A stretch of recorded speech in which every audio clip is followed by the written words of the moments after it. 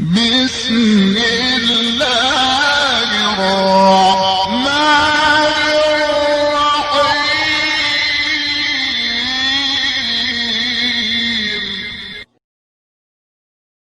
جاء ربه بقلب سليم إذ قال لأبيه وقومه ماذا تعبدون أئفكا آلهة دون الله تريدون. وعن ابن عباس رضي الله تعالى عنه قال جاء رجل إلى النبي صلى الله عليه وسلم وقال يا خير الخلائق. فقال رسول الله صلى الله عليه وسلم ذاك إبراهيم عليه الصلاة والسلام. صدق الله مولانا العظيم وصدق رسوله النبي الكريم. اللهم صل وسلم وبارك على سيدنا مولانا محمد وعلى آل سيدنا مولانا محمد كما صليت على إبراهيم وعلى آل إبراهيم إنك حميد مجيد. گزشتہ جمعہ سے ہمارا موضوع حضرت سیدنا ابراہیم خلیل اللہ علیہ السلام کی سیرت مبارکہ کا بیان چل رہا تھا. گزشتہ مجلس میں عرض کیا تھا کہ حضرت سیدنا ابراہیم علیہ السلام کو اللہ رب العزت نے جو اتنا بلند مقام عطا فرمایا کہ انہیں اپنا خلیل یعنی خالص دوست بنایا. اس کی وجوہات کیا تھیں اور ایک مسلمان کے لیے اس میں کیا کیا اسباق. اس کے بعد جو قرآن مجید کا دوسرا بڑا موضوع حضرت سیدنا ابراہیم علیہ السلام کی سیرت کے بیان کا ہے، وہ حضرت سیدنا ابراہیم علیہ السلام کی دعوت توحید اور اس دعوت پر آنے والی تکالیف کو خندہ پیشانی سے برداشت کرنا اور اللہ رب العزت کی توحید کی طرف دلیل کے ساتھ بلانا.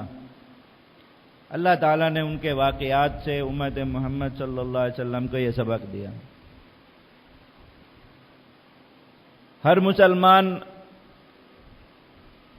جیسے اللہ رب العزت پر ایمان لانے کا مکلف، اسی طرح ہر مسلمان کو یہ ذمہ داری دی گئی کہ وہ اللہ رب العزت کی طرف بلائے لوگوں، اللہ رب العزت کی طرف دعوت دے، اللہ رب العزت کا راستہ دوسروں کو دکھائے جہاں تک اس کے لیے ممکن ہو. ہر مسلمان کی یہ ذمہ داری ہے. اور پھر جسے اللہ رب العزت نے جس قدر علم عطا فرمائے، جس قدر مسئولیت عطا فرمائی ہے، اسی قدر اس پر یہ ذمہ داری زیادہ ہے. تو ایک مسلمان اللہ کی طرف کیسے بلائے اور پھر اس پر آنے والے مراحل جو آگے درجہ بدرجہ ہیں ان کو کس طریقے سے ان سے نمٹے اور اس کو برداشت کرے، اللہ تعالیٰ نے اس کے لیے بھی جسے اسوہ حسنہ بنایا اور نمونہ بنایا وہ حضرت سیدنا ابراہیم علیہ السلام کی ذات مبارکہ ہے. اللہ رب العزت نے ان کی مثال دے کر مسلمانوں کو یہ سمجھایا کہ ایک مسلمان داعی ہو، دین کی طرف بلانے والا ہو تو کس طرح بلائے، اور پھر اس پر آگے جو سوال جواب ہیں ان سے کس طرح نمٹے. اللہ رب العزت نے ہر چیز کے لیے جو جو بات ہمیں بتائی، اس کا حکم فرمایا، ایک مثال قائم فرمایا، ایک نمونہ قائم فرمایا ہے کہ تم اسے دیکھ کر اس عمل کو کرو تاکہ اللہ رب العزت کی رضا کے مطابق ہو. جیسے پچھلی نشست میں بتایا تھا کہ ایک مسلمان اور ایک کافر نے قیامت تک دنیا میں رہنا ہے، تو ایک مسلمان کا ایک کافر کے بارے میں، اللہ کے ایک منکر کے بارے میں قلبی نظریہ کیا ہونا چاہیے، زبانی نظریہ کیا ہونا چاہیے، اس کا طرز عمل کیا ہونا چاہیے جو اللہ رب العزت کے ہاں پسندیدہ ہے. اللہ تعالیٰ نے اس کا نمونہ کس کو بنایا؟ قرآن مجید میں بار بار تاکید کے ساتھ فرمایا کہ واحد نمونہ جو اللہ کے ہاں قابل قبول ہے ابراہیم علیہ السلام کا طرز عمل. تو ایسے ہی سمجھیے کہ دعوت اللہ کا بہترین نمونہ اور اللہ رب العزت کے ہاں پسندیدہ نمونہ جو قرآن مجید میں موجود ہے حضرت سیدنا ابراہیم علیہ السلام کی ذات. کہ دیکھیے پہلے خود اللہ رب العزت کی کائنات میں پہلا واقعہ جو اللہ رب العزت بیان فرما رہے ہیں ابراہیم علیہ السلام کے ایمانیات کے سلسلے کا، کہ خود اللہ رب العزت کے وجود پر استدلال کس طرح فرما رہے ہیں۔ فطری مومن ہے، طبعی مومن، لیکن اب اس پیغام کو لے کر جب آگے چلنا ہے، دوسروں کو بھی اس ایمان اور اس توحید کی طرف بلانا ہے، تو پہلے اپنے اندر کس طرح پختہ کر رہے ہیں۔ وَكَذَلِكَ نُرِي إِبْرَاهِيمَ مَلَكُوتَ السَّمَاوَاتِ وَالْأَرْضِ وَلِيَكُونَ مِنَ الْمُوقِنِينَ۔ اللہ رب العزت ان کے دل میں ایمان اتار دیا، اب ان کے اندر یہ پیدا فرما رہے ہیں جذبہ کہ خود کائنات میں غور کر کے اپنے خالق و مالک کے وجود کی دلیل اپنے اندر اور اپنے ایمان کے اندر، اپنے عمل کے اندر وہ دلیل پیدا کرو جس کی بنیاد پر جا کر دوسروں کو سمجھاؤ۔ اب اللہ رب العزت کے حکم کے مطابق اللہ کی تخلیق میں غور کر کے اللہ رب العزت کو پہچان رہے ہیں۔ دیکھا لوگ ستاروں کی عبادت کرتے اللہ کو چھوڑ کر، تو ستاروں پہ غور فرما رہے ہیں۔ فلما جن علیہ اللیل رآ کوکبا، رات چھا گئی تو اب ستاروں کو دیکھ رہے، کہا یہ وہ چیز ہے جس کی لوگ عبادت کرتے ہیں، آخر کیا ہے اس میں جس کی وجہ سے لوگ اس کی عبادت کر رہے ہیں۔ اس کو دیکھ رہے ہیں۔ ایک دور سے ایک بس ہلکی سی چمکتی ہوئی روشنی نظر آ رہی ہے، جس کا کوئی اتنا فائدہ بھی نہیں ہو رہا کہ انسان اس کی روشنی میں کچھ پڑھ سکے، کچھ لکھ سکے، کوئی جو ہے وہ کام کر سکے۔ بس ایسا ہے کہ بہت زیادہ اندھیرا نہیں، اس کی وجہ سے ہلکی سی ایک اندھیرے کی مقاومت ہے اور کچھ بھی نہیں ہے۔ آخر کیا بات ہے، لوگ اس کو خدا سمجھتے ہیں۔ اب دیکھ رہے ہیں تو صبح ہوئی، دیکھا تو غروب ہو گیا، اس کا وجود ہی باقی نہیں رہا۔ تو میں کہ یہ میرا رب نہیں ہو سکتا۔ فلما افل قال لا احب الافلین، نہیں، جو خود ڈوب جائے اپنا وجود باقی نہیں رکھ سکتا۔ جس کا اپنا وجود ایک ہلکی سی روشنی نمودار ہوئی ہے، اس سے بڑی ایک چیز آ گئی تو وہ اپنے سے بڑی چیز کے سامنے باقی نہیں رہ سکا۔ وہ اس پوری کائنات کا نظام چلائے، اس پوری کائنات کا خالق و مالک کو نہیں ہو سکتا۔ خالق و مالک تو وہ ہو جو اپنی ساری مخلوق سے بڑا ہو، کوئی مخلوق اس کی مخلوق میں سے کوئی چیز اس سے بڑھ کر نہ ہو۔ یہ ستارہ تو اتنا چھوٹا ہے کہ اسی کے برابر میں فلما رأى القمر بازغا، پورے چاند کی رات آ گئی اور چاند اس کے پڑوس میں کھڑا ہو کر چمکنے لگا، تو کتنے ستارے تو اس چاند کی تاب بھی نہیں لا سکے اور اس کے بعد نظر آنا بند ہو گئے۔ میں ایک رات میں چاند موجود نہیں ہے تو بہت زیادہ ستارے نظر آ رہے ہیں، بہت زیادہ، کئی کہکشائیں نظر آ رہی ہیں۔ ابھی بھی یہاں تو جہاں بجلی ہے اور دھواں اندھیرا، ان علاقوں میں تو کچھ پتہ نہیں چلتا۔ کسی ایسے علاقے میں جائیں جہاں بجلی نہیں ہے، دھواں نہیں ہے، یہ چیزیں نہیں ہیں، تو رات کو آسمان پر خالی جگہ نظر نہیں آتی، اتنے زیادہ ستارے نظر آ رہے ہوتے۔ لیکن جب پورے چاند کی رات آ جائے تو ان میں سے کئی ستارے بھی نظر نہیں آتے۔ کہا یہ کیسا رب ہے جو جس سے بڑی ایک چیز موجود ہے، یہ نہیں ہو سکتا۔ اب کہا چلو چاند ان سے بڑا ہے جو ستاروں کو چھپا رہا ہے، اس کا وجود دیکھیں۔ لوگ اس کو پوچھتے یہ کیا چیز ہے؟ فلما رأى الشمس بازغة، سورج چمکتا ہوا نکل آیا تو چاند صاحب گئے غائب۔ کہا کہ یہ کیسے ہو سکتا ہے؟ اپنے سے تھوڑی سی بڑی چیز آ گئی، تھوڑی سی چمکدار چیز آ گئی جس کی روشنی زیادہ ہے، تو اس کا سامنے اپنا وجود باقی نہیں رکھ سکا۔ یہ رب نہیں ہو سکتا۔ اب سورج آ گیا، اس کے سامنے اب کچھ نہیں ہے، لوگ اس کو پوج رہے ہیں۔ اس کی روشنی نے پورے عالم کو اپنے جو ہے وہ لپیٹ میں لیا ہوا ہے۔ رات کے اندھیرے ایسے آنن فانن چھٹ گئے جیسے رات کا کبھی وجود ہی نہیں تھا۔ چل لوگ اس کو پوچھتے ہیں، اس کو دیکھیں اس کا کیا ہوتا ہے۔ اب وہ بھی شام تک اپنا سفر کر رہا ہے، ایک دم اندھیری رات آئی اور سورج صاحب کا وجود ہی سرے سے غائب۔ پتہ ہی نہیں ہے کہ کبھی موجود بھی تھا یا نہیں تھا، ایک کرن بھی اس کی باقی نہیں، اس کے سامنے اپنا وجود نہیں باقی رکھ سکا۔ کہاں نہیں۔ اب یہ ابراہیم علیہ السلام جو یہ دیکھ رہے، شک کی بنیاد نہیں ہے کہ ان کو شک ہے کہ یہ بھی میرا رب ہو سکتا ہے، یہ بھی نہیں۔ لوگ ان کو مانتے، لوگ ان کو رب سمجھتے، تو ان کی کمزوری کی دلیل جمع فرما رہے ہیں تاکہ لوگوں کو جا کے بتائیں کہ اللہ کے بندو جن چیزوں کو پوچھ رہے ہو ان کا تو اپنا وجود کسی کا محتاج ہے۔ یہ ستارے جو ایک وقت تک ہیں اگلے وقت پر نہیں ہیں، یہ چاند جب ایک وقت پر ہے اگلے وقت پر نہیں ہے، یہ سورج جب اتنا بڑا سورج اور توانائی کا اتنا بڑا خزانہ یہ ایک وقت پر ہے ایک وقت پر نہیں ہے، تو معلوم ہوا کہ ان سے بڑی ایک ذات موجود ہے، ان سے اوپر، ان سے زیادہ طاقت والی ایک ذات موجود ہے جس کی مرضی کے مطابق یہ نکلتے ہیں، اور جب اس کی مرضی آتی ہے ان کو غائب ہونا ہی پڑتا ہے۔ تو ان کی کمزوری بتا کر اس جو ہے وہ ان کا چھوٹا پن، ان کی کمزوری، ان کا ناقص ہونا بتا کر اس کامل ذات پر استدلال کرنا ہے، تو اپنے پاس دعوت کے دلائل جمع فرما رہے ہیں۔ اب جب دلیل پختہ ہو گئی، پتہ چل گیا کہ ہاں میں بات کر سکتا ہوں لوگوں، پہلی چیز کیا سمجھا رہے ابراہیم علیہ السلام کہ دعوت دینے کے لیے علم حاصل کرو، علم حاصل کرو۔ یہ جو جھوٹی سچی دو چار قصے کہانیاں اور ایسے ہی لوگوں کی سنی سنائی باتیں لے کر دین کے دائی بن کے اور دین کے ستون بن کے نکل جاتے ہیں، بعض دفعہ دین کو فائدہ پہنچانے کی وجہ کباڑا کرتے ہیں دین کا۔ آگے سے کسی بندے نے ایک سوال کر لیا تو بجائے اس کے کہ اس کو دین کے جو ہے دلیل سے مطمئن کرتے، خود اب چونکہ خود جواب نہیں آ رہا اس چیز کا، تو خود گمراہی کی طرف اس کے ساتھ چل پڑتے، خود فکری گمراہی ہے، علمی گمراہی کے ساتھ چل پڑیں گے۔ اللہ کے نبی حضرت سیدنا ابراہیم علیہ السلام یہ سمجھا رہے ہیں کہ اللہ کے بندو، اللہ کی طرف بلانا ہے، علم صحیح حاصل کرو، قرآن کا علم حاصل کرو، حدیث کا علم حاصل کرو، اور عقلی دلیل اپنی مضبوط کرو، برہان مضبوط کرو، اس کے بعد جا کے لوگوں کو دین کی طرف بلاؤ، تاکہ جسے بلاؤ آگے سے جب سوال کرے تو یہ نہ کہ تم اس کے ساتھ چل پڑو، بلکہ اس کا کان پکڑ کے اس کو اپنی طرف کھینچو۔ تو دعوت کا سب سے پہلا ادب بتا رہے کہ آپ کی دعوت میں طاقت تب آئے گی جب آپ کی دعوت کے پیچھے علم کھڑا ہوگا۔ آپ دین کے دائی بنے پھر رہے ہیں، لیکن آپ کی زبان پہ دین اسلام کے دلائل مہیا کرنے والے علماء کی ہر وقت بدزبانی، ہر وقت بدزبانی ان کے بارے میں، آپ کا دل ان کے بغض سے بھرا ہوا ہے، آپ کے دل میں ان کے لیے ان کی عظمت اور عزت نہیں ہے، اور آپ یہ سمجھتے ہیں کہ آپ دین کی دعوت دے رہے ہیں، آپ اس نظریے کے ساتھ لوگوں کو دین کی طرف بلا لیں گے، این خیالست و محالست و جنو، ایسا نہیں ہو سکتا۔ اللہ رب العزت نے سب سے پہلی شرط اس کی یہ متعین فرمائی کہ علم، اور سیدنا ابراہیم علیہ السلام اس کائنات کے سب سے بڑے دائی سمجھا رہے ہیں کہ اپنا علم مضبوط کرو پہلے۔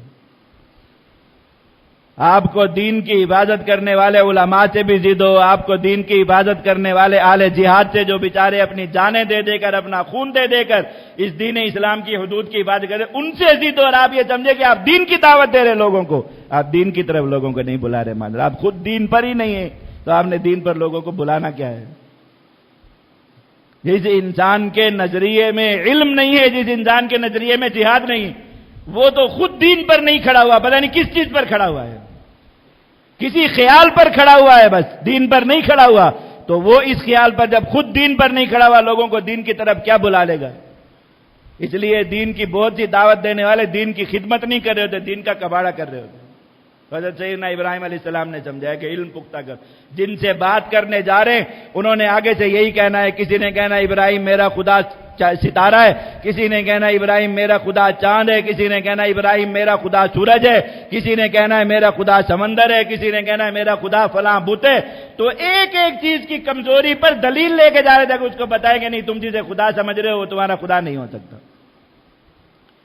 اب سورج چاند ستارے پر دلیل کر لی، اب دیکھا اب آگے خدا کون باقی ہے، کہا بت، بتوں کی عبادت ہوتی ہے۔ میں اب ان کو یہ بھی سمجھانا ہے کہ بت بھی خدا نہیں ہو سکتے۔ اگلا واقعہ قرآن بیان فرما رہے ہیں، قوم عید پر اور میلے پر جا رہی ہے، تو ابراہیم علیہ السلام کہا کہ آپ سمجھیے، چلیے، انہوں نے تو آج طے کیا ہوا ہے کہ آج ان کو ان کے تیسرے چوتھے خدا کا باطل ہونا بھی سمجھانا ہے۔ تو انہوں نے کہا کہ میں تمہارے ساتھ نہیں جا سکتا، انی سقیم، میری طبیعت ٹھیک نہیں، میں نہیں جا سکتا تمہارے ساتھ۔ وہ چھوڑ کے چلے گئے۔ اب ساری قوم ادھر جا کے مست ہے، کھا رہے ہیں، پی رہے ہیں، ناچ رہے ہیں، کہیں میلہ ہو رہا ہے۔ حضرت سیدنا ابراہیم علیہ السلام ان کے پیچھے بڑے بت خانے میں چلے گئے، ایک ہتھوڑا پڑا ہوا تھا، اٹھایا اور ایک ایک بت کو ٹکڑے ٹکڑے کر کے زمین پہ رکھ دیا، مٹی مٹی کر دیے، بالکل ملیا میٹ۔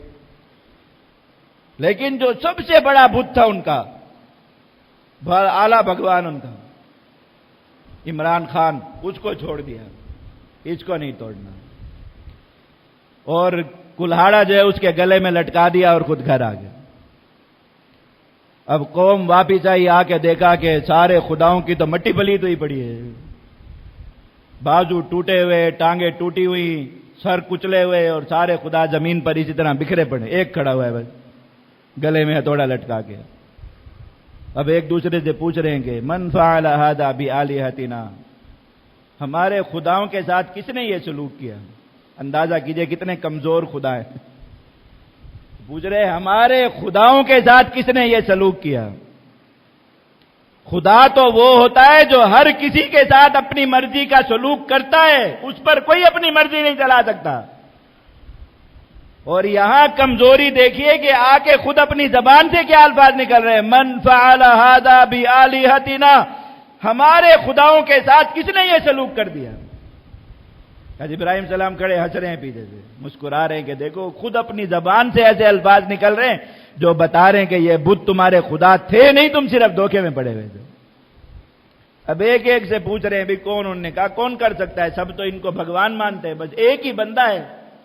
قالوا سمعنا فتى يذكرهم يقال له ابراہیم، ایک ابراہیم نام کا بندہ ہے جو اچھائی سے ان کا نام نہیں لیتا، کبھی ان کے سامنے آ کے سجدہ نہیں کرتا، کبھی ان کی تعریف نہیں کرتا، کبھی ان کو چڑھاوے نہیں چڑھاتا، بلکہ لوگوں کو کہتا رہتا ہے کہ یہ تمہارے خدا نہیں ہو سکتے، اگر کوئی کر سکتا ہے تو وہی کر سکتا ہے، باقی تو ہر کوئی بڑا مانتا ہے تو کیسے کرے گا؟ قالوا فأتوا بھی پکڑ کے لے آؤ. اب لے آئے پکڑ کے ابراہیم. انت فعلت ھذا بآلہتنا یا ابراہیم، کیا تم نے یہ کام کیا؟ قال بل فعلہ کبیرہم، نے کہا اس نے کیا جو ان سے بڑا ہے. اب یوں نہیں فرما رہے کہ ایسے اشارہ کر کے کہ نہیں اس بت نے کیا ہے، یہ بھی تو شرک ہو جائے گا نا کہ یہ بت کچھ کر سکتا ہے. سمجھانا تو یہ کہ یہ بت کچھ نہیں کر سکتے.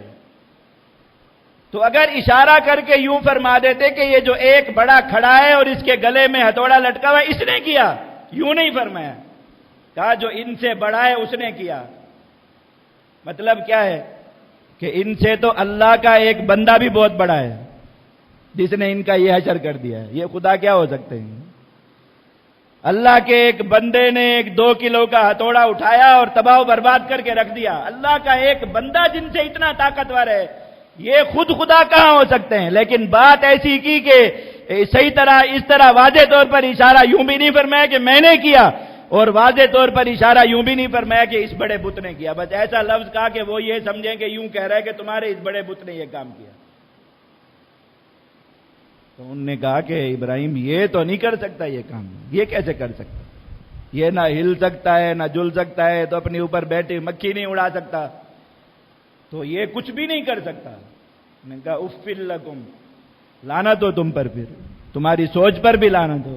افسوس کہ تم خود جس کے بارے میں کہہ رہے ہو کہ یہ کچھ نہیں کر سکتا، تمہیں اولاد چاہیے تم پھر اس کے قدموں میں آ کے گرتے ہو، تمہیں روزی چاہیے تم پھر اس کے قدموں میں آ کے گرتے ہو، تمہیں صحت چاہیے تم پھر اس کے آگے آ کے سجدے کرتے ہو، کسی نقصان سے بچنا چاہتے ہو تب اس کے آگے آ کے ماتھا ٹیکتے ہو، اس کے چڑھاوے چڑھاتے ہو، اور اپنی زبان سے کہہ رہے ہو کہ نہیں یہ تو کچھ بھی نہیں کر سکتا. اف لکم، لعنت ہے تمہارے اس نظریے اور عقیدے پر کہ تم جس کو خدا مانتے ہو خود اس کے بارے میں یہ کہہ رہے ہو کہ نہیں یہ کچھ بھی نہیں کر سکتا.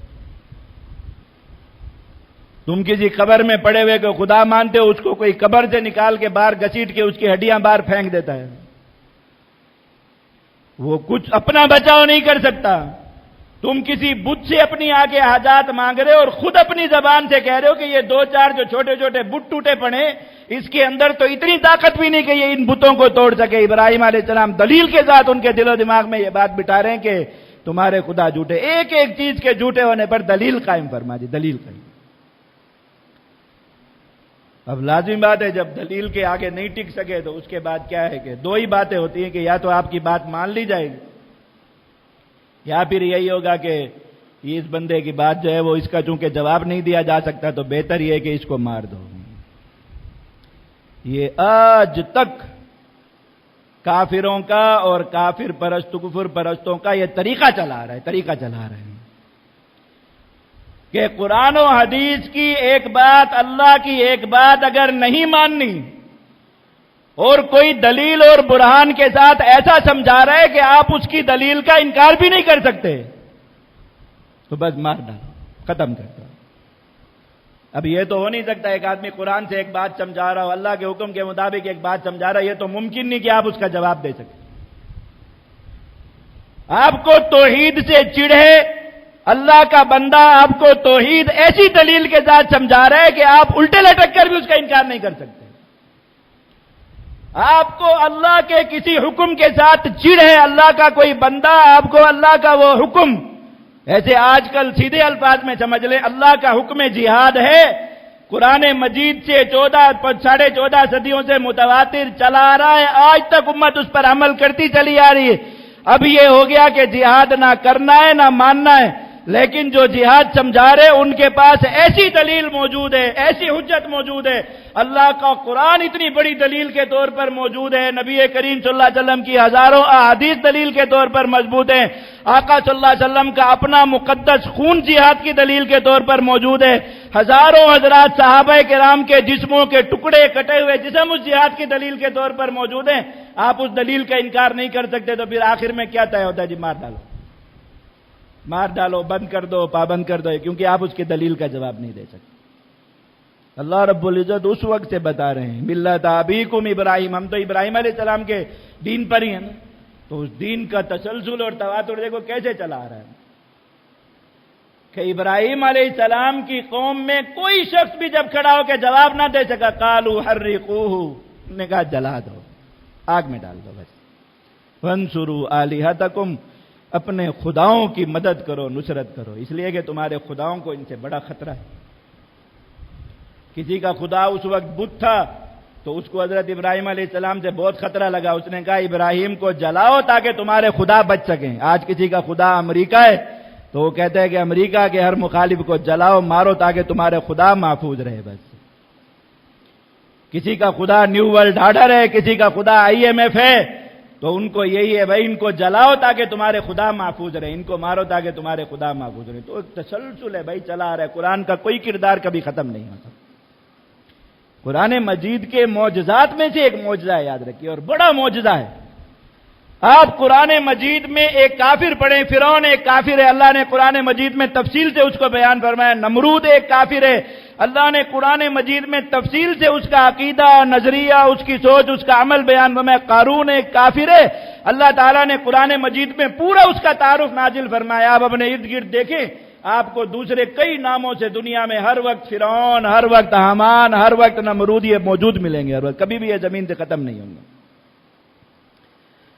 اللہ تعالیٰ نے قرآن مجید میں جس مومن کا تذکرہ فرمایا، یہ ابراہیم علیہ السلام ہے، یہ فلاں ہے، یہ فلاں، یہ فلاں ہے، یہ ان کا قول ہے، یہ ان کا عمل ہے، یہ ان کی قربانی ہے، یہ ان کا اللہ کے ساتھ محبت اور عشق کا تعلق ہے، یہ ان کا اللہ کی خاطر کٹ مرنے کا جذبہ ہے، یہ ان کی دعوت اللہ ہے، یہ اس دعوت اللہ پر آنے والے سارے مراحل کو برداشت کرنا ہے. ایک ایک چیز آپ پڑھتے جائیں، اپنے ارد گرد دیکھیں، آپ کو وہ مومن ہر وقت نظر آئے گا، ہر وقت، تھوڑے سے فرق کے ساتھ ہر وقت نظر آئے گا. کبھی بھی ایسا نہیں ہو سکتا کہ قرآن والا پورا مومن روئے زمین پر موجود رہا. کم ہوں گے، کبھی کبھی زیادہ ہوں گے، لیکن ضرور موجود ہوں گے.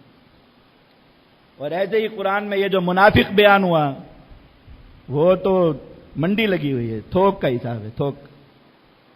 آپ قرآن مجید اگر میں قرآن منافقین کا ذکر پورا پڑھ لیں، یقین کریں کہ بندہ ادھر ادھر دیکھنا بھی کم کر دیتا ہے، اتنے زیادہ نظر آتے ہیں. اللہ معاف فرمائے. وہی کی وہی باتیں، وہی کے وہی الفاظ، وہی کی وہی سوچ، وہی کا وہی نظریہ، ایک ایک لفظ کا بھی آپ کو فرق مل جائے ایسا نہیں ہوگا. ہر طرف وہی لوگ پھیلے ہوئے آپ کو نظر آ جائیں گے. آپ کہیں گے کہ اللہ نے پتہ نہیں قرآن انہی کے بارے میں نازل فرمایا. تو اللہ رب العزت نے جو وہ ایک تسلسل قائم فرما دیا، اب فیصلہ ہو گیا، ابھی حرقو، اس کو آگ میں جلا دو. اللہ تعالیٰ کیا سمجھا رہے ہیں؟ ایک بات سمجھیے، یہاں جو چیز سمجھائی جا رہی ہے وہ کیا ہے؟ بار بار عرض کرتا ہوں مسلمانوں سے، جہاں بھی بات کرنے کا موقع ملے، آپ مسلمان ہیں پورے، جیسا اللہ اور اس کے رسول نے قرآن و حدیث میں بیان فرمایا. اللہ نے پچھلے انبیاء کی مثالیں دے دے کر بیان فرمایا کہ پورا مسلمان کون ہوتا ہے. پورا مسلمان روئے زمین پر ہے، اور کافر کو اس کے وجود سے تکلیف نہیں ہے، یہ نہیں ہو سکتا. آپ کا کلمہ لا الہ الا اللہ سچا ہے، آپ کی لا الہ الا اللہ کی طرف دعوت سچی ہے، آپ کا لا الہ الا اللہ کا جو نظریہ ہے وہ حقیقی ہے، اور دنیا کا کافر آپ کے بارے میں یہ نہیں کہتا حرقو، اس کو آگ میں ڈال دو. کلمے میں کھوٹ ہے، یاد رکھو، کلمے میں کھوٹ ہے۔ کوئی آدمی بیٹھ کے فخر کرتا جی ہم تو وہاں بھی چلے جاتے اور وہاں بھی چلے جاتے اور وہاں کسی کو تکلیف نہیں ہے، یہ اس کی اچھائی نہیں ہے، یاد رکھو۔ اگر یہ اچھائی ہوتی تو ابراہیم علیہ السلام میں ہوتی، اگر اچھائی ہوتی تو نوح ایسے ہوتے، اگر یہ اچھائی ہوتی تو ہود اور صالح علیہ السلام ایسے ہوتے، اگر یہ اچھائی ہوتی تو لوط اور شعیب علیہ السلام ایسے ہوتے، اگر یہ اچھائی ہوتی محمد الرسول اللہ صلی اللہ علیہ وسلم ایسے ہوتے، اگر یہ اچھائی ہوتی ابو بکر و عمر عثمان و علی ایسے ہوتے۔ آپ کو تو پیچھے ایسا مومن ملے گا ہی نہیں جو مومن زمین پر موجود ہو اور کافر کو آرام سے نیند آتی ہو۔ مومن کہاں سے ڈھونڈیں گے آپ؟ اگر مدینہ میں ریاست مدینہ جس کو آپ کہتے ہیں، اس میں کوئی ایسا آدمی موجود ہے جس کی موجودگی میں روم و فارس بھی آرام سے، جس کی موجودگی میں مشرکین مکہ بھی آرام سے، جس کی موجودگی سے یہودیوں کو بھی کوئی تکلیف نہیں ہے، وہ محمد الرسول اللہ یا ابو بکر و عمر نہیں ہے، وہ عبداللہ ابن ابی ہے۔ وہ بھی اپنے آپ کو مسلمان کہتا ہے نا، کلمہ پڑھتا ہے، وہ بھی مسجد نبوی میں آ کے نماز پڑھتا ہے، اس سے کسی کو تکلیف نہیں ہے، لیکن محمد الرسول اللہ سے دنیا کے ہر کافر کو تکلیف ہے۔ مکہ والے دن رات بیٹھ رہے ہیں تو کیا سوچ ہے ان کی؟ محمد الرسول اللہ ختم ہونا چاہیے کسی طرح بس۔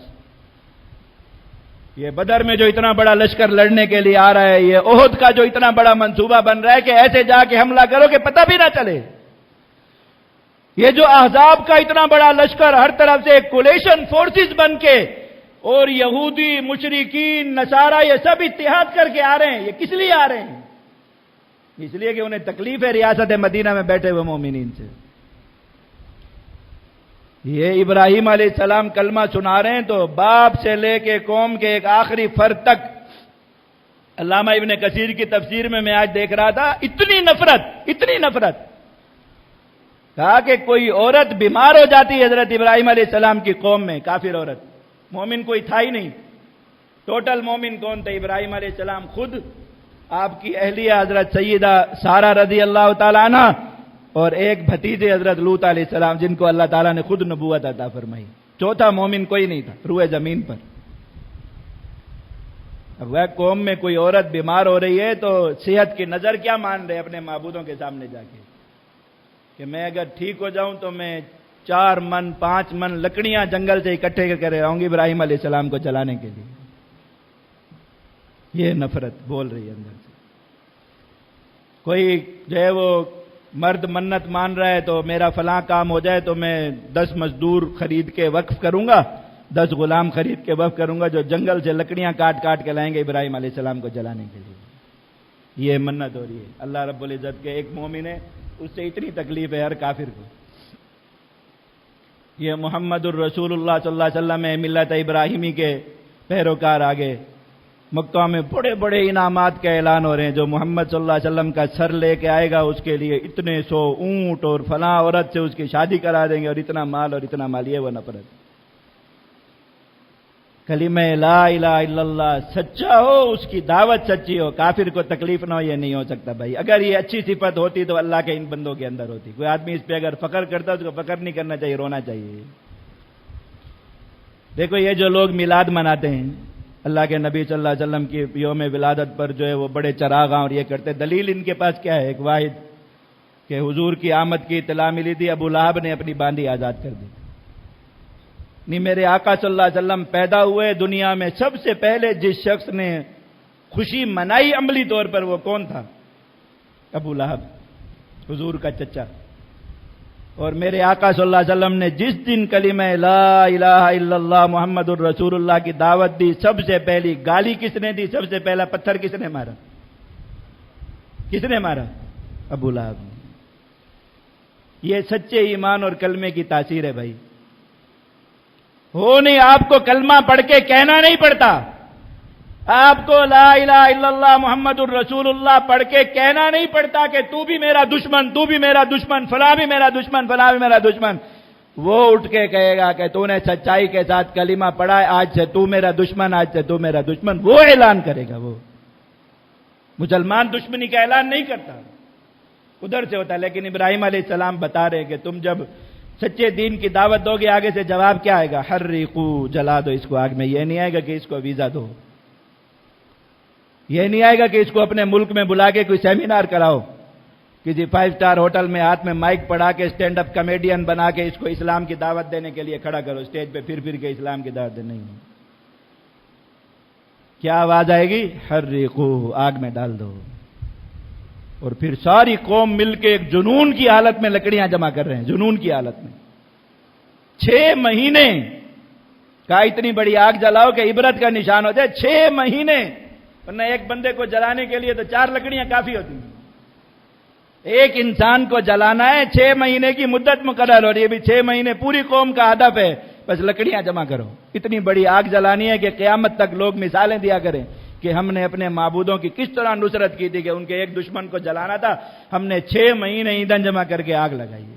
کہ ابراہیم علیہ السلام کو جلانے کے لیے یہ ہو رہا ہے. اللہ کے بندو، تم مومن تب ہوگے، ملت ابراہیمی پر تب ہوگے جب تمہارے نام سے دنیا میں میزائل بنیں گے کہ یہ فلاں کو مارنے کے لیے میزائل بنائے جا رہے ہیں. جب تمہیں مارنے کے لیے دنیا میں بڑے بڑے ادارے وجود میں آئیں گے کہ یہ فلاں کو ختم کرنے کے لیے ادارے بنائے جا رہے ہیں.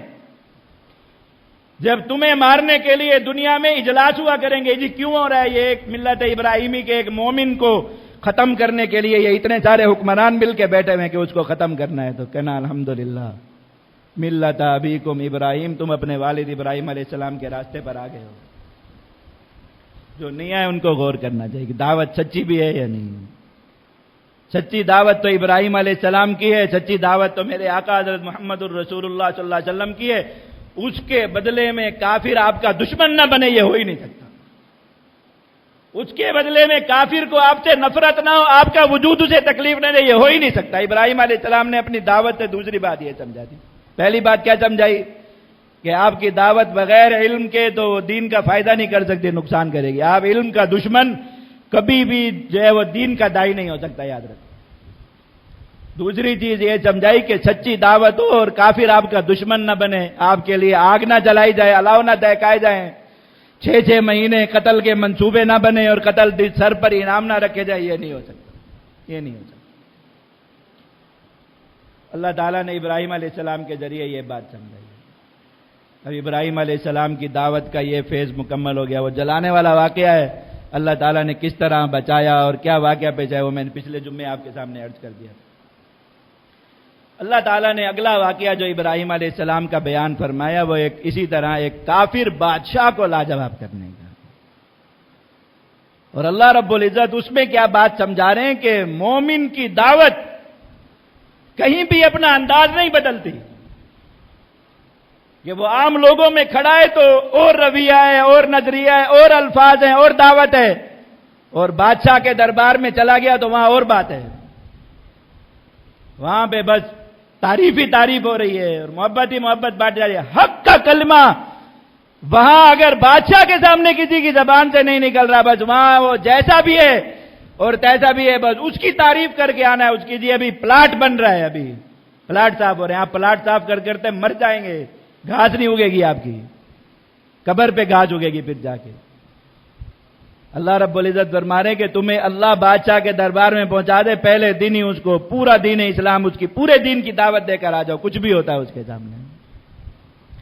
یہ نہیں ہے کہ عام لوگوں کے ساتھ اور دعوت ہے، بادشاہ کے دربار میں اور دعوت ہے، مسجد میں بیٹھ کے اور دعوت ہے، ٹی وی پہ بیٹھ کے اور دعوت ہے. یہ ایک داعی کا اللہ کے یہاں پسندیدہ طرز عمل نہیں ہے. حضرت ابراہیم علیہ السلام بادشاہ کے دربار میں جا کے کھڑے ہیں. اس نے کہا کہ میں رب ہوں، یہ دیکھو میں جنت بنائی ہے، جہنم بنائی ہے، میں ہی اس کائنات کا رب ہوں. حضرت ابراہیم علیہ السلام موٹی سی بات کہا، گہری دلیلیں دے، بادشاہوں کا دماغ ویسے ہی بہت موٹا ہوتا ہے. اس کو کہا کہ اللہ وہ ہے، خالق وہ ہے جو لوگوں کی زندگی موت کا مالک. ربی الذی یحیی و یمیت، اللہ تو وہ ہے جو زندہ کرتا ہے اور مارتا ہے.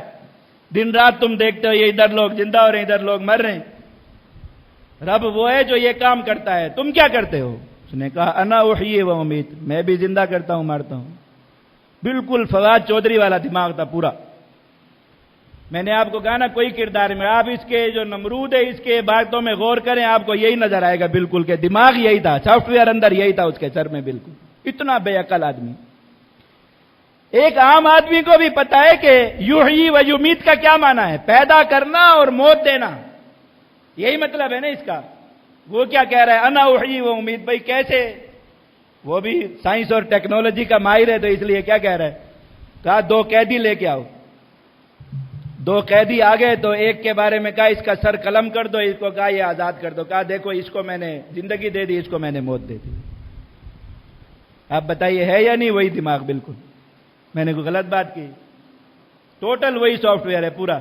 اس کو یہ بھی پتا نہیں ہے کہ زندگی اور موت کا مطلب کیا ہوتا ہے، پیدا کرنے اور مارنے کا مطلب کیا ہوتا ہے۔ وہ بھی بیٹھ کے یہ دعویٰ کر رہا ہے کہ انا احیی و امیت، میں زندہ کرتا ہوں، میں مارتا ہوں۔ تو حضرت ابراہیم صلی اللہ علیہ وسلم نے کہا کہ بہت موٹا دماغ ہے اس کا، غلط بندے کو غلط دلیل دے دی۔ ہم تو یہ سمجھے تھے کہ اس کے اندر کچھ عقل ہوگی، یہ تو آگے سے سائنس اور ٹیکنالوجی کا وزیر نکلا، تو اس کو دوسری دلیل دینی چاہیے۔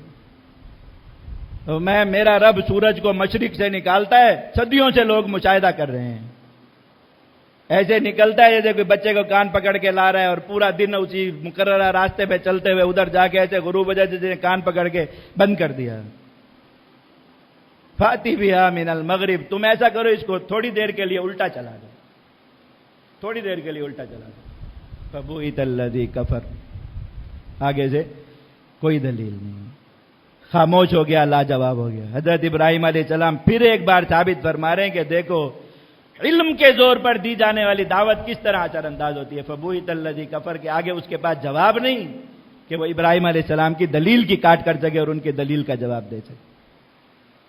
اللہ رب العزت نے پھر ان کے ایک واقعے سے یہ بات ثابت فرمائی۔ قرآن مجید میں حضرت ابراہیم علیہ السلام کا اگلا واقعہ جو بہت تفصیل کے ساتھ آیا، وہ حضرت ابراہیم علیہ السلام کی قربانی کا واقعہ ہے۔ وہ انشاءاللہ قربانی کے قریب آپ حضرات کی خدمت میں عرض کریں گے، اس کا موضوع اس سے متعلق ہے۔ حضرت ابراہیم علیہ السلام سے اللہ رب العزت نے جو بڑی بڑی سنتیں دین اسلام کے طریقے جاری فرمائے، ان میں ایک بہت پیارا طریقہ اللہ رب العزت کے ہاں ایک محبوب ترین عمل اللہ رب العزت کی خاطر مسلمان قربانی پیش کریں۔ حضرت سیدنا ابراہیم علیہ السلام سے اس کی ابتدا کیسے ہوئی؟ حضرت سیدنا ابراہیم علیہ السلام اللہ رب العزت نے بیت اللہ کی تعمیر ان سے کرائی۔ صدیوں سے ایک نعمت مسلمانوں سے روئے زمین سے اوجھل ہو گئی تھی، اللہ کے بندوں کو اس کے نشانات بھی پتہ نہیں تھے کہ وہ کہاں واقع ہے۔ مرور زمانہ سے اس کے اوپر گرد آ گئی، مٹی آ گئی۔ اللہ رب العزت کا گھر جو انا اول بیت وضع للناس، زمین پر اللہ رب العزت کی عبادت کے لیے بنائے جانے والا سب سے پہلا نشان بیت اللہ وہ محو ہو گیا۔ اللہ رب العزت نے یہ نعمت بھی قیامت تک کے انسانوں کو حضرت ابراہیم علیہ السلام کے ذریعے واپس پہنچی۔ اللہ رب العزت نے حج جیسی عاشقانہ عبادت حضرت سیدنا ابراہیم علیہ السلام کے ذریعے پھر اس کا تسلسل قائم فرمایا۔ حج تو ہمیشہ سے حضرت آدم علیہ السلام نے بھی حج کیا، حضرت نوح علیہ السلام نے بھی حج کیا، اس وقت سے چلا آ رہا ہے، لیکن اللہ رب العزت نے اس کا تسلسل جو جاری فرما دیا وہ حضرت سیدنا ابراہیم علیہ السلام کی برکت سے اللہ رب العزت نے جاری فرمایا کہ اللہ تعالیٰ نے ان کو کہا بیت اللہ پر کھڑے ہو کے آواز لگائیے۔ حضرت ابراہیم علیہ السلام نے آواز لگائی پوری دنیا میں کہ لوگوں حج کے لیے آؤ۔ اللہ رب العزت نے ہر روح کو، انسانی ہر روح کو وہاں پر حاضر کیا۔ جس نے حضرت ابراہیم علیہ السلام کے اس جملے پر لبیک کا میں قیامت تک اللہ رب العزت نے ان کے لیے حج لکھ دیا۔ یہ جتنے لوگ بھی قیامت تک جب تک بیت اللہ شریف زمین پر قائم حج کرتے رہیں گے، اللہ رب العزت نے اس کا داعی کس کو بنایا؟ حضرت سیدنا ابراہیم علیہ السلام کو۔ ابھی حج قیامت تک ان کی دعوت پر چلتا رہے گا۔ اللہ کا فیصلہ ہے جو جس کی دعوت پر کوئی عمل کرے گا، دعوت دینے والے کو اس کا ثواب پہنچتا رہے گا۔ قیامت تک کے لوگوں کا حج اللہ رب العزت نے حضرت ابراہیم علیہ السلام کو عطا فرمایا۔ اللہ تعالیٰ نے اتنے بڑے بڑے فضائل سے حضرت سیدنا ابراہیم علیہ السلام کو نوازا۔ اب دیکھیے ہمارا دین، میں آپ کو پچھلے جمعے سے یہی بات عرض کر رہا ہوں کہ ایک ایک بات میں ایک ایک کام اللہ رب العزت اسوہ حسنہ کے طور پر جو مقرر فرما رہے ہیں وہ کس کی ذات کو مقرر فرمائے؟ حضرت ابراہیم علیہ السلام کی ذات۔ یہ ختنہ کا طریقہ اللہ رب العزت نے ابراہیم علیہ السلام سے شروع کرایا، اس کو قیامت تک اپنی محبوب سنت بنا دیا۔ مسواک کا طریقہ حضرت سیدنا ابراہیم علیہ السلام سے اللہ رب العزت نے شروع کرایا، قیامت تک اپنی پسندیدہ سنت بنا دیا۔ یہ ناخنوں کا تراشنا حضرت سیدنا ابراہیم علیہ السلام سے اللہ رب العزت نے اس کو سنت بنایا، قیامت تک اس کو جاری فرما دیا۔ جسم کے غیر ضروری بالوں کا صاف کرنا اور طہارت کے ساتھ رہنا اللہ تعالیٰ نے حضرت ابراہیم علیہ السلام کے ذریعے اس سنت کو جاری فرمایا۔ یہ سارے جو دین فطرت کے طریقے، یہ حج اللہ رب العزت نے ان کے ذریعے جاری فرمایا، یہ جو ہے وہ قربانی اللہ رب العزت نے ان کے ذریعے جاری فرمائی، اور سب سے بڑھ کر یہ کہ دین کی دعوت کا جو سب سے پسندیدہ طریقہ اللہ رب العزت کیا ہے اللہ تعالیٰ نے وہ ان کے ذریعے جاری فرمایا۔ جہاد کی بنیاد جو کفر اور اسلام کی دشمنی پر قائم ہے، جہاد ہے ہی، جہاد کی اصل بنیاد اور اساس یہ ہے کہ اللہ رب العزت نے کفر اور اسلام کو آپس میں ایک دوسرے کا دشمن بنایا، اس لیے ان کے درمیان قتال ہے۔ اللہ رب العزت نے یہ دشمنی حضرت سیدنا ابراہیم علیہ السلام کے ذریعے قائم فرمائی، تو قیامت تک جہاں بھی دنیا میں اس دشمنی کی بنیاد پر جہاد ہوتا ہے، یہ کس کا صدقہ جاری ہے اور کس کا طریقہ اور سنت زندہ ہوتا ہے؟ حضرت سیدنا ابراہیم علیہ السلام۔ اللہ رب العزت نے یہ سارے کام ان کی ذات سے جاری فرمائے، سارے کام۔ اور پھر دیکھیے اللہ رب العزت نے مقامات اور مراتب کی کیا انتہا فرما دیا ابراہیم علیہ السلام، کہ حضرت سیدنا ابراہیم علیہ السلام کے بعد قیامت تک نبی کریم صلی اللہ علیہ وسلم تک جتنے بھی انبیاء ہیں، جتنے بھی، سب ابراہیم علیہ السلام کی نسل سے، آپ کی نسل کے باہر نبی نہیں ہیں۔ حضرت ابراہیم علیہ السلام کو اللہ تعالیٰ نے دو بیٹے عطا فرمائے، حضرت سیدنا اسماعیل علیہ السلام اور بعد میں حضرت اسحاق علیہ السلام۔ اللہ تعالیٰ نے حضرت اسحاق علیہ السلام کو بیٹے دی حضرت یعقوب علیہ السلام، جن کا دوسرا نام اسرائیل ہے، اور پھر ان کی اولاد آگے کہلائی بنی اسرائیل۔ یہ حضرت ابراہیم علیہ السلام کے پوتے کی اولاد ہے، پڑ پوتے ہیں سارے ان کے، بنی اسرائیل۔ بنی اسرائیل کے اندر 1,00,000 سے زیادہ انبیاء مبعوث ہوئے، 1,00,000 سے زیادہ۔ یہ سارے کس کی اولاد ہیں؟ حضرت ابراہیم علیہ السلام کی۔ اور دوسرے بیٹے حضرت سیدنا اسماعیل علیہ السلام، اللہ تعالیٰ نے ان کی اولاد میں ان سے آگے دوسرا کوئی نبی جاری نہیں فرمایا صدیوں تک، کہ اللہ تعالیٰ نے ان کے لیے یہ بلندی لکھی تھی، ان کی دعا قبول ہوئی، اللہ تعالیٰ نے نبی کریم صلی اللہ علیہ وسلم کو ان کی اولاد میں مبعوث فرمایا۔ تو نبوت کے سلسلے کی انتہا بھی کہاں ہوئی؟ حضرت سیدنا ابراہیم علیہ السلام کی اولاد پر اور آل پر، اور انہی کا دین معیار بنا کر اللہ رب العزت نے ہمیں جو دین اسلام دیا، هو سماکم المسلمین من قبل وفی هذا ملت ابراہیم ملت ابیکم ابراہیم، اللہ رب العزت نے تمہیں جو دین عطا فرمایا وہ ملت ابراہیمی ہے، ہوا سماکم المسلمین، اس کی بنیاد پر تمہارا نام مسلمان رکھا ہے۔ اللہ تعالیٰ نے اسی دین کو جو حضرت سیدنا ابراہیم علیہ السلام پر نازل ہوا تھا ایک کامل شکل مرحمت فرما دی حضرت محمد الرسول اللہ صلی اللہ علیہ وسلم کی شریعت دین اسلام کی شکل میں، اور فرمایا اب قیامت تک یہی دین باقی رہے۔ دیکھیے اللہ رب العزت نے یہ سارے کے سارے مراتب عطا فرمائے، اور پھر ان کی انتہا کہاں پر فرما دی کہ اللہ کے نبی صلی اللہ علیہ وسلم نے اپنی ذات کے تعلق سے جو اہم ترین عبادت ایک مسلمان کو بتائی، جس کے ذریعے وہ اپنا تعلق نبی کریم صلی اللہ علیہ وسلم کے ساتھ دن رات جوڑتا ہے اور ثابت کرتا ہے اللہ رب العزت کے سامنے کہ اس کا محمد الرسول اللہ صلی اللہ علیہ وسلم سے غلامی کا تعلق ہے، یہ درود شریف کی عبادت۔ درود شریف کا جو کلمہ، اللہ کے جو طریقہ اللہ کے نبی صلی اللہ علیہ وسلم نے خود سکھایا، فرمایا کہ جہاں مجھ پر درود بھیجو، میرے والد ابراہیم علیہ السلام پر بھی میرے ساتھ درود و سلام بھیجو۔ آپ سوچئے روزانہ کتنے مسلمان نماز پڑھتے ہیں، اور نماز کی کتنی جو ہے وہ رکعتیں پڑھتے ہیں۔ ہر مسلمان کی نماز میں اللہ رب العزت نے ابراہیم علیہ السلام کا نام رکھ دیا، ہر مسلمان کی نماز میں۔ درود شریف پڑھتے ہیں نا تشہد کے بعد، اور درود شریف وہی پڑھتے ہیں جو نبی کریم صلی اللہ علیہ وسلم نماز کے لیے سکھایا، جسے ہم درود ابراہیمی کہتے ہیں۔ اللہم صلی علی محمد وعلی آل محمد کما صلیت علی ابراہیم وعلی آل ابراہیم۔ ہمارے آقا صلی اللہ علیہ وسلم کا نام آ رہا ہے، ساتھ ان کے والد ابراہیم علیہ السلام کا نام آ رہا ہے۔ اللہ رب العزت کا جو دوست بن جائے، اللہ رب العزت کے ساتھ جس کا تعلق خالص ہو جائے، اللہ کی خاطر جو اپنی جان، اپنا مال، اپنی اولاد قربانی کے لیے پیش کر دے، اللہ رب العزت کا خلیل بن جائے، سچا دوست بن جائے، اپنی اور اللہ کی محبت میں کسی دوسری محبت کو نہ آنے دے۔ اللہ رب العزت ایسے بلند مقامات عطا فرماتے کہ قیامت تک جتنے بڑے بڑے اعمال روئے زمین پر ہو رہے ہیں، سب کا ثواب بھی اللہ رب العزت نے ان کے خزانے اور نامہ اعمال میں درج فرما دیا کہ ان کو ان اعمال کا داعی اور اسوہ حسنہ بنا دیا، اور یہ مقام عطا فرما دیا کہ جہاں اللہ کے حبیب حضرت محمد صلی اللہ علیہ وسلم کا نام لیا جائے، ساتھ حضرت سیدنا ابراہیم علیہ السلام کا نام بھی لیا جائے۔ تو سوچیے اللہ کے ہاں جس شخص کا یہ مقام ہے، جو آدمی ان کے طریقے کو اپنا لے گا، اپنی زندگی انفرادی طور پر بھی ان کے طریقے کے مطابق بنا لے گا، اپنی دعوت بھی ان کے مطابق بنا لے گا، اپنی قربانی بھی ان کے مطابق بنا لے گا، اپنا عمل ان کے مطابق بنا لے گا، اللہ رب العزت کے ہاں وہ شخص کتنا اونچا ہو جائے گا۔ تو اللہ تعالیٰ نے جو ہمیں ہمارے والد حضرت سیدنا ابراہیم علیہ السلام کی ملت کا خطاب دیا، اس لیے دیا کہ ابراہیم علیہ السلام کے راستے کو اپنائیں، ان کے طریقے کو اپنائیں، تاکہ ہمیں بھی وہ کامیابی ملے جو سیدنا ابراہیم علیہ السلام کو ملی۔ اللہ رب العزت ہم سب کو نصیب فرمائے، ہمیں حضرت سیدنا ابراہیم علیہ السلام کے نور سے ہماری زندگیوں کو منور فرما دے۔ وآخر دعوانا الحمدللہ رب العالمین۔